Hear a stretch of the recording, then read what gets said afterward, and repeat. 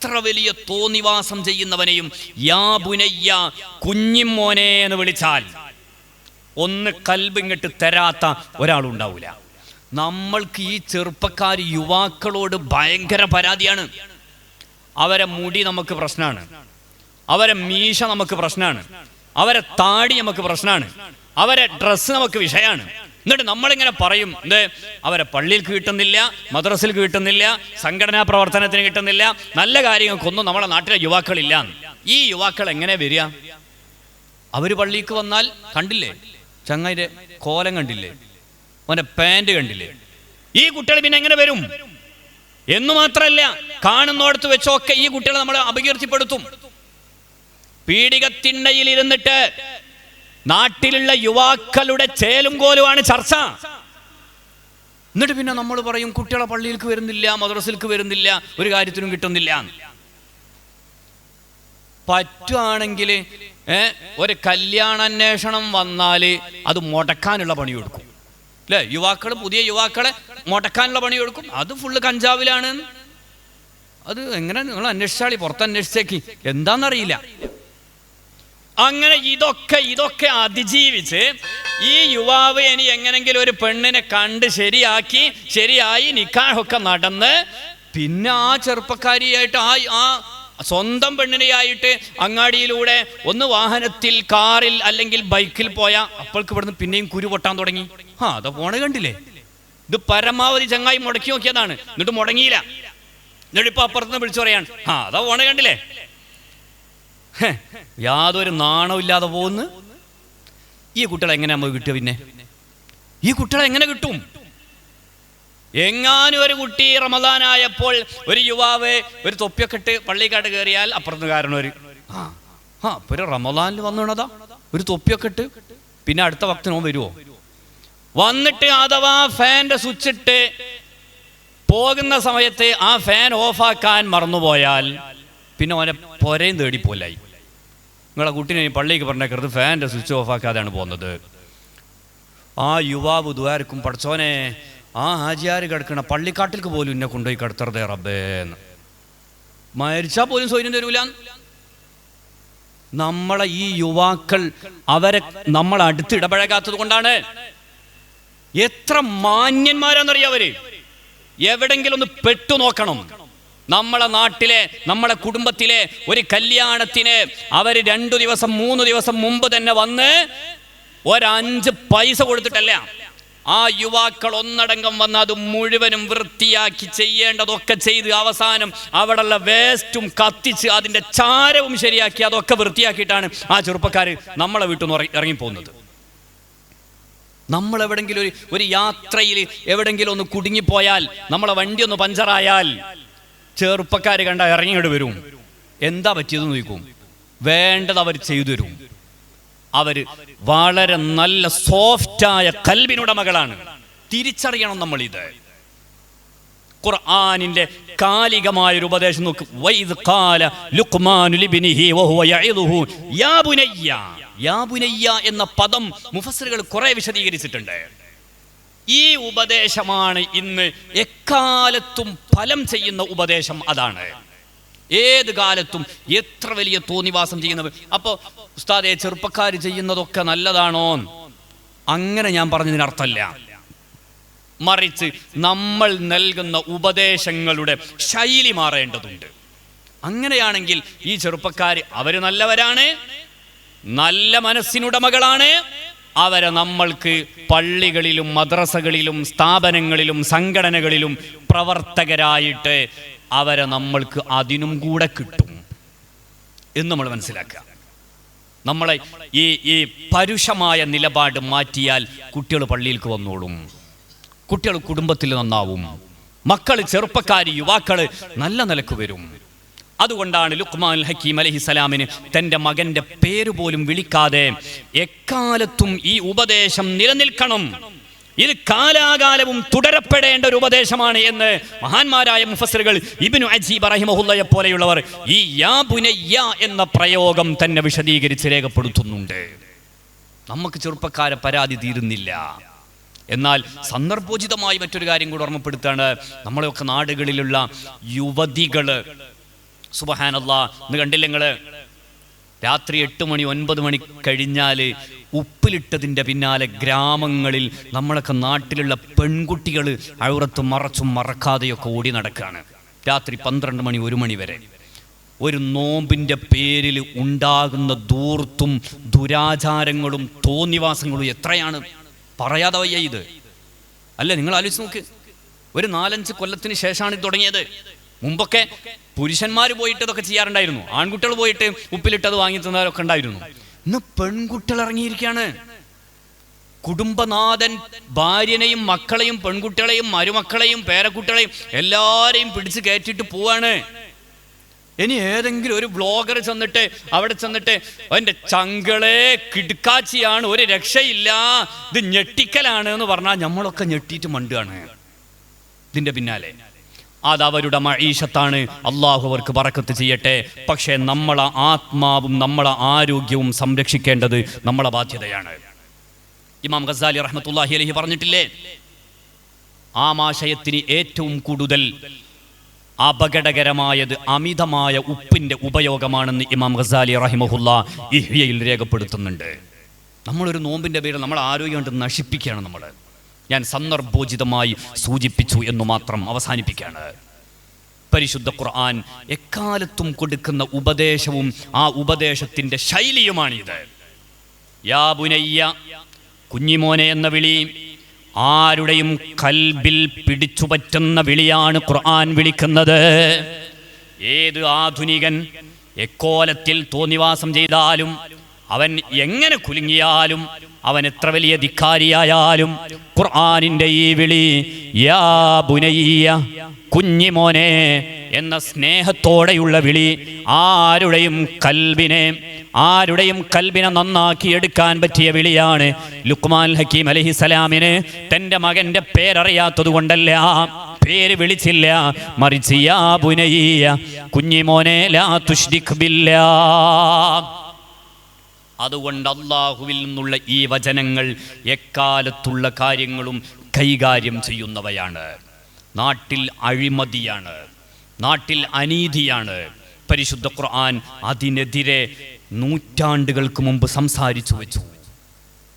ഹബീബായ സല്ലല്ലാഹു അലൈഹി വസല്ലം തങ്ങളുടെ ഹദീസുകൾ കൂടെ വായിച്ചാൽ ഇത് സമഗ്രമായി കാലികമായി എക്കാലത്തും എന്തെല്ലാം സംഭവങ്ങളാണ് നാട്ടിൽ നടമാടാനുള്ളത്, ഏതെല്ലാം തോന്നിവാസങ്ങളാണ്, അതിനൊക്കെയുള്ള പരിഹാരം എന്താണ്, പ്രതിവിധി എന്താണെന്ന് പരിശുദ്ധ ഖുർആൻ വ്യക്തമാക്കി നമ്മെ ഓർമ്മപ്പെടുത്തിയിട്ടുണ്ട്.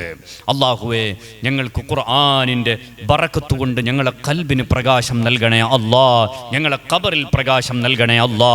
ഞാൻ ചെറിയൊരു സംഭവം പറഞ്ഞ് അവസാനിപ്പിക്കുകയാണ്. യാ സയ്യിദൽ അബ്റാരി ഹുബ്ബുക ഫീ ദമി നഹ്റുൻ അലാ നഹ്വി സ്വബാബതി ജാരി ലക യാ റസൂലല്ലാഹി ഫീ അഅമാഖിനാ ഖിമമും മിനൽ ഇജ്ലാലി വൽ ഇക്റാമി. കേട്ടിട്ടില്ലേ മഹദിയായ സയ്യിദത്തുനാ ബീവി നഫീസത്തുൽ മിസ്രിയ റളിയല്ലാഹു അൻഹാ, ഹബീബായ സല്ലല്ലാഹു അലൈഹി വസല്ലം തങ്ങളുടെ പരമ്പരയിലെ വലിയ മഹത്വമുള്ള വനിതയല്ലേ സയ്യിദത്തുനാ ബീവി നഫീസത്തുൽ മിസ്രിയ റളിയല്ലാഹു അൻഹാ. ഈജിപ്തിലെ അലക്സാണ്ട്രിയ പട്ടണത്തിൽ മെഡിറ്ററേനിയൻ കടലിൻ്റെ ചാരത്താണ് മഹദി അവറുകൾ അന്ത്യവിശ്രമം കൊള്ളുന്നത്. പ്രിയമുള്ള മോമിനീങ്ങളെ, അവർ കിടക്കുന്ന ഖബറേതാണെന്നറിയാമോ? ജീവിതകാലത്ത് മഹദി അവറുകൾ 4000 ഖത്മ് ഓതി തീർത്ത ഖബറിലാണ് ബീവി നഫീസത്തുൽ മിസ്രിയ റളിയല്ലാഹു അൻഹാ ഇന്ന് വിശ്രമിക്കുന്നത്. റമളാനായാൽ വീട്ടിലിരിക്കുന്നില്ല, നൈൽ നദിയുടെ ചാരത്തേക്കൊരു കൂടാരം കെട്ടുകയാണ്.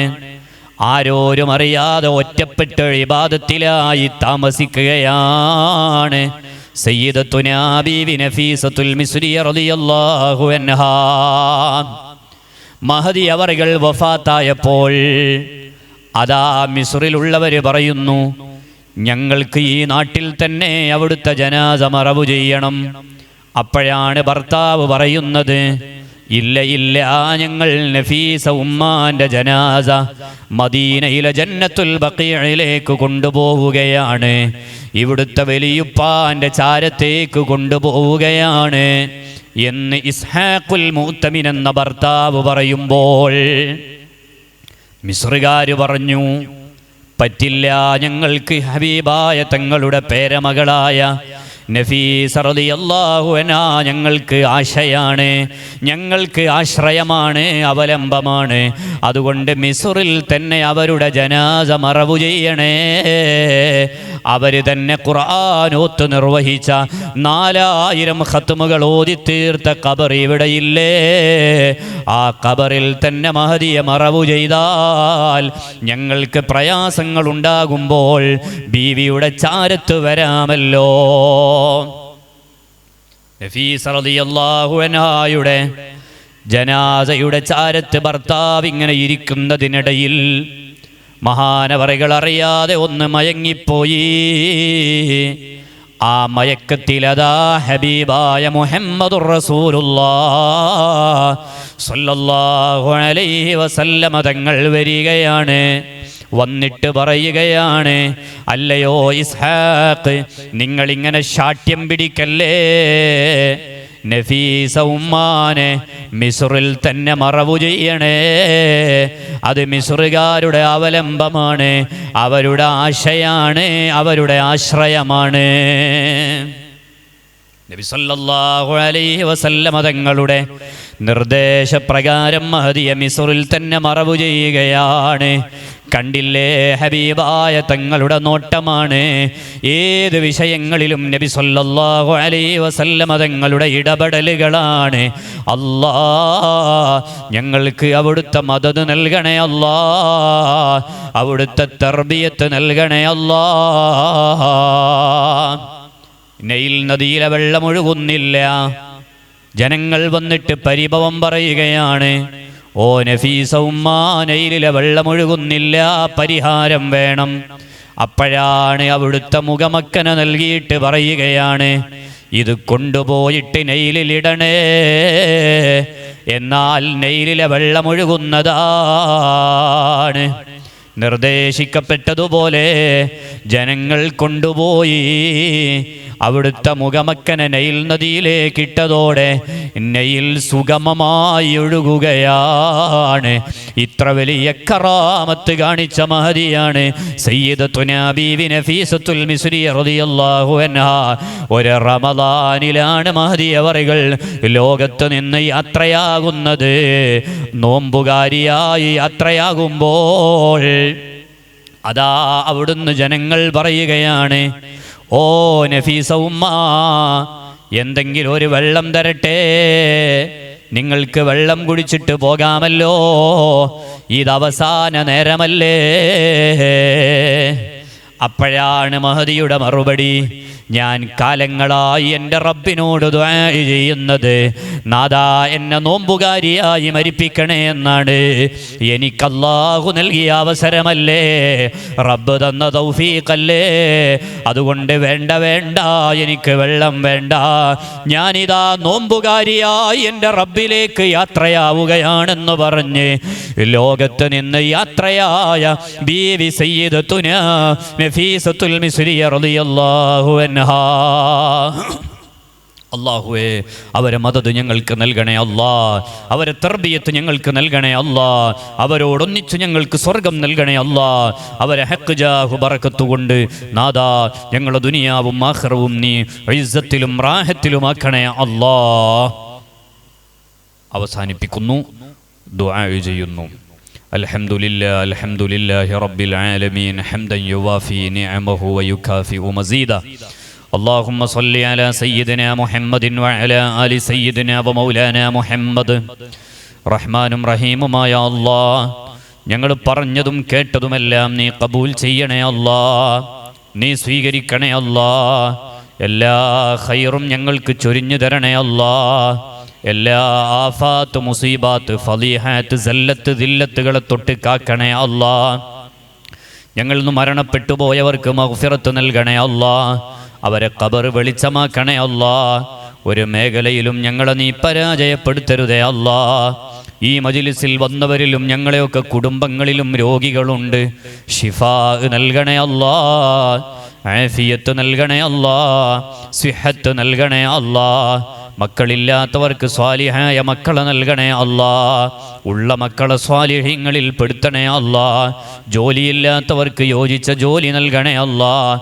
ഉള്ള ജോലിയിൽ ബറക്കാത്ത് ചൊരിയണേ അല്ലാ.